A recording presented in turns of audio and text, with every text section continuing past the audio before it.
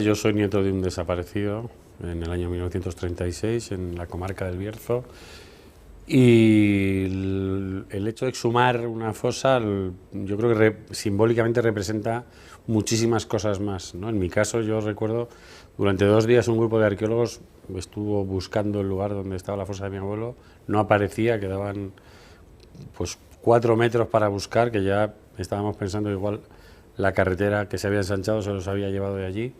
Y de repente el operador de la excavadora, la tierra cuando se remueve, que a mí es una cosa que me impresionó mucho, tarda 150 años en volver a estar compacta.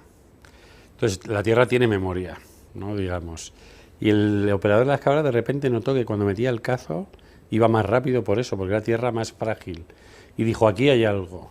Y cuando sacó el cazo de la excavadora había una bota, ¿no? Y fue muy impresionante, porque una bota que es un elemento hecho por un ser humano.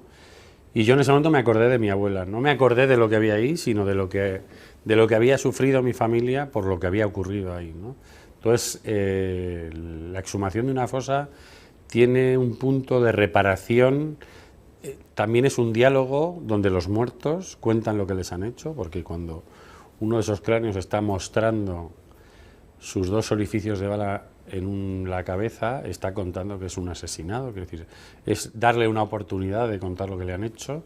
Y luego hay como un diálogo entre los vivos y los muertos, ¿no? Lo que se perdió allí, que es en lo que yo pensé, mi abuela que con 6 hijos, mi padre que cumplió 10 años 2 días después de que asesinaran a mi abuelo, y la más pequeña que tenía 6 meses, mi abuela, a la que le quitaron todo, tuvo que sobrevivir en un pueblo que estaba gobernado por los que habían disparado esas pistolas, ¿no? Entonces yo, en ese momento lo que más pensé en ella, había muerto 2 años antes, pero la exhumación tiene muchos elementos de reparación y luego en un país donde el pasado ha sido un tabú, también tiene algo muy fuerte de catarsis, ¿no? Cuando un grupo de voluntarios, arqueólogos, forenses llega a un pueblo donde hay un secreto que todo el mundo conoce, pero es un secreto, y de repente pulverizan el secreto, ¿no?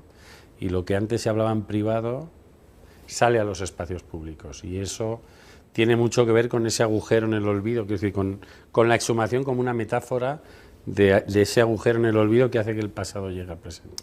Las familias que perdieron la guerra, que sufrieron lo que sufrió mi familia, durante 40 años estuvieron castigadas, ¿no? Incluso muchas llegaron a desarrollar un sentimiento de culpa, un sentimiento de inferioridad, porque realmente eran inferiores. Aquí se estableció casi un apartheid, donde los vencedores tenían todos los derechos y los perdedores de la guerra tenían derecho a servir a los vencedores, a vivir y poco más, ¿no? Entonces esa situación social acaba creando una cultura, ¿no? Una cultura entre las familias que pierden la guerra.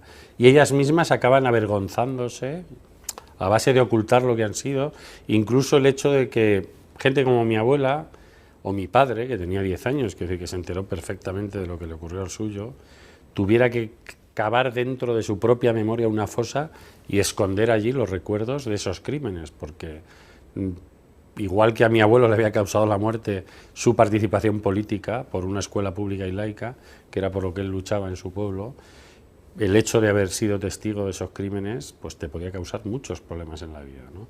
Entonces, cuando uno hace una exhumación, también tiene un montón de componentes terapéuticos, ¿no? Está reparando muchas cosas, está levantando del suelo a alguien que puede tener la cabeza muy alta, porque lo único que hizo es luchar por mejorar la sociedad.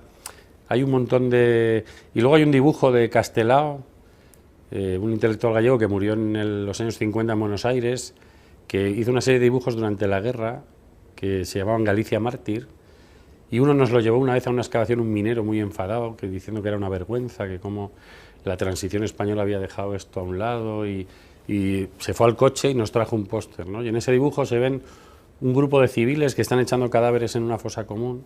A la derecha del dibujo se ven unas cruces a lo lejos, hasta lejos de un cementerio, y debajo dice una leyenda, tiene una leyenda escrita que dice: no entierran cadáveres, entierran semillas, ¿no? Y yo cuando vi eso me estremecí, porque realmente para mí eso representaba exactamente lo que estábamos haciendo o lo que está haciendo el proceso social de recuperación de la memoria, ¿no?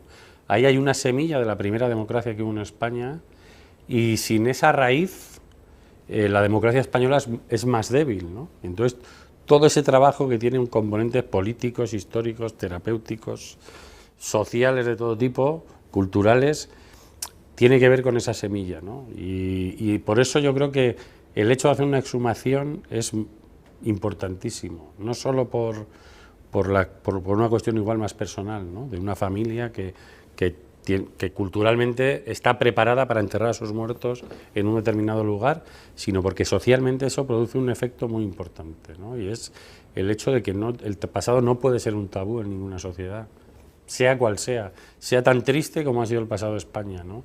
Entonces todo eso tiene es casi como un hilo que va todo lo contrario del discurso que dice que esto reabre heridas. O sea, las exhumaciones en el fondo están haciendo, que es como un hilo que va suturando cosas, ¿no? Y que en el fondo está cambiando la sociedad, ¿no? Por debajo.